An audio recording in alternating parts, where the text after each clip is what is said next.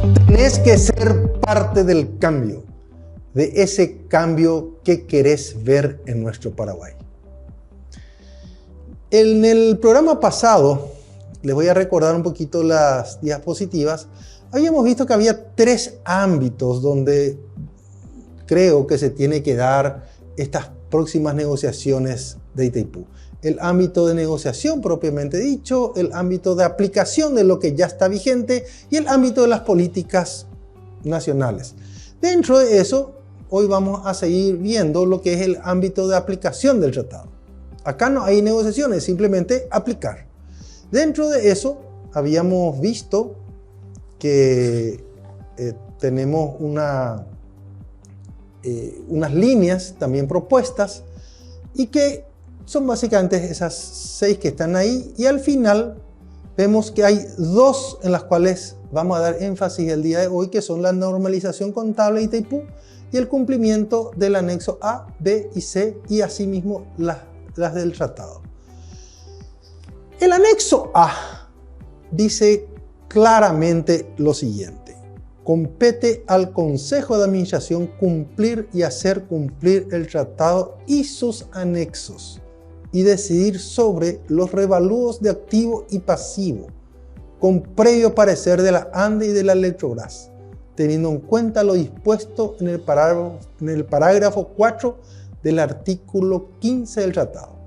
O sea, si no se cumple el revalúo del activo de Itaipú, no solamente no se cumple con el anexo A, no se cumple con el tratado mismo.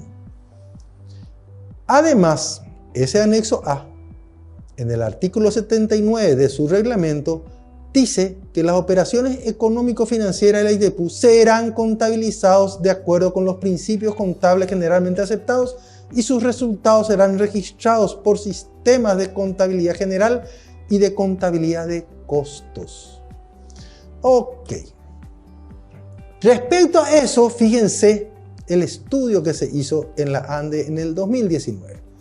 Yo les reuní a todos los contadores la ANDE. Le dije, ¿sabe que vengan todos los contadores? Se había enviado, como todos los años, de Itaipú a la ANDE y a Electrobras, porque esa es la misión, el rol que les corresponde anualmente a ambas empresas propietarias de Itaipú, de que examinen la contabilidad. Entonces, en vez de enviar yo solo al departamento de contabilidad, le dije, no, acá todos los contadores que quieran opinar, opinen. Y en forma conjunta, por eso es que están todas las firmas acá de estos contadores, hay más firmas, dijeron, esto es lo que está sucediendo. Primero en la historia que se hace algo de esto, ¿no? Vamos a mirar con algún detalle mayor. ¿Qué es lo que dice? Primero, ¿se acuerdan cuál era la obligación de que había que actualizar el activo y el pasivo? No se encuentran revaluados ni depreciados. O sea, la represa de Itaipú, que alguna vez se construyó y que con sus costos financieros corresponde tenerlo contabilizado dentro del activo de Itaipú, y que tiene que ser valorizado en el tiempo, resulta que nunca fue revaluado. De manera, y es más, vamos a ver después qué es lo que se hace con ese activo fijo. Y además, los resultados, en vez de en cualquier otra empresa donde se genera algún tipo de resultado, eso tiene que ir al patrimonio neto. Y resulta que en vez de eso, se tira al activo. Yo sé que esto es muy difícil de entender para el que no es contador. Inclusive gran parte de los opinólogos de Itaipú, que en su mayoría son ingenieros, pero que no tienen una formación contable, obvian hablar de este tema. Entonces voy a tratar de explicar con cifras y vamos a volver sobre este tema más adelante, simplemente para que tengamos una idea y unas opiniones de otros contadores. En síntesis, ¿qué es lo que pasa? Esto es lo que se da a llamar en una empresa o una institución el activo. La contabilidad siempre tiene un activo y un pasivo. El activo son los recursos que tiene la empresa y el pasivo son los compromisos. Normalmente activo y pasivo, siempre realmente, no es normalmente, tienen que ser iguales. Este es el último balance aprobado ya por Itaipú y se nota que en el 2020, acá en la parte inferior, 6.867 millones es la suma del activo. Y lo más nuevo, que es la columna del 31 de diciembre de 2021, 5.200, va disminuyendo el activo. O sea, ¿por qué disminuye? Porque resulta que violando todos los principios contables generalmente aceptados y por tanto violando el artículo 79 del reglamento del anexo A y por tanto violando el tratado y haciendo algo que ninguna empresa hace, en vez de colocar los resultados acumulados en el patrimonio neto, Itaipú coloca restando en el activo. ¿Cuál es la consecuencia? ¿Para qué se hace eso? La consecuencia es que efectivamente el patrimonio neto de Itaipú se mantiene fijo en 100 millones de dólares y no se va disminuyendo el activo.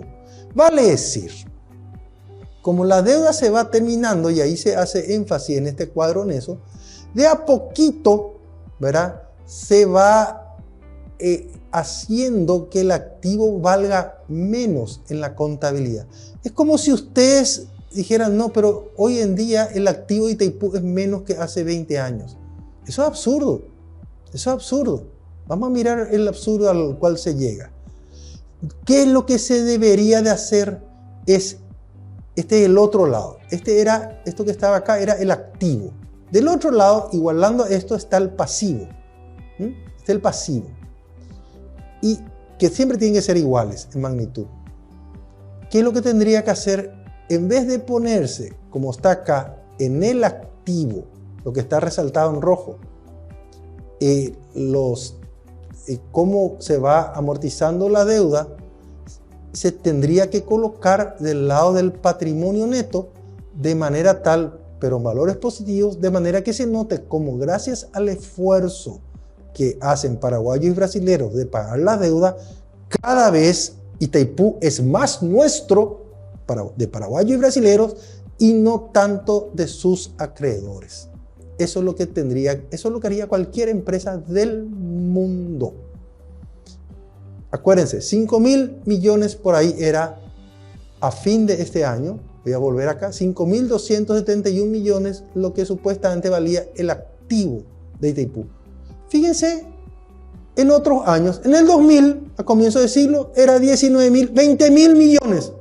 O sea, si nosotros nos vamos a Itaipú y sacamos una foto del año 2000, el activo de Itaipú vale 20.000 millones. Pero si nos vamos hoy, vale 5.000 nomás ya.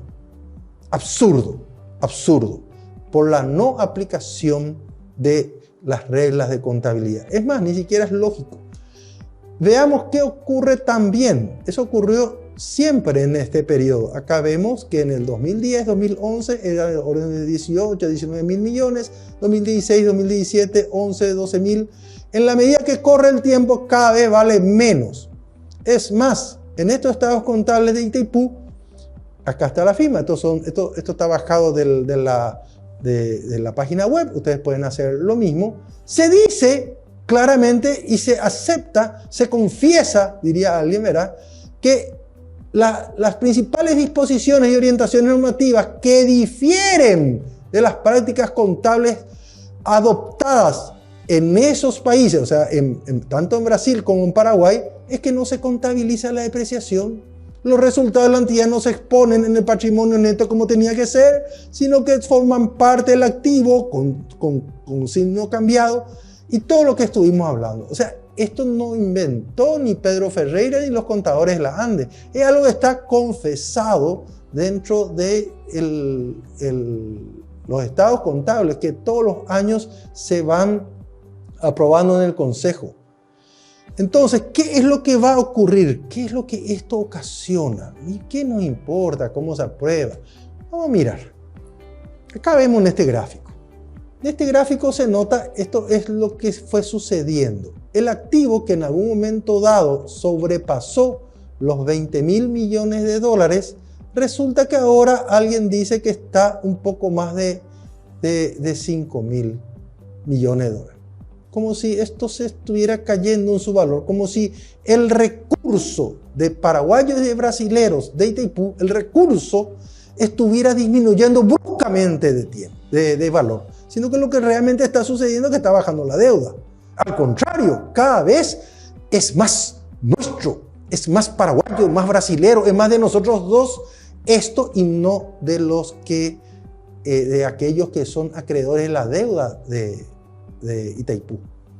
Acá yo hice una proyección, este es un trabajo del 2020, y acá hice la proyección, y fíjense que el valor del 2021 es justamente lo que yo había previsto más o menos que iba a ocurrir, algo más de $5.000 millones.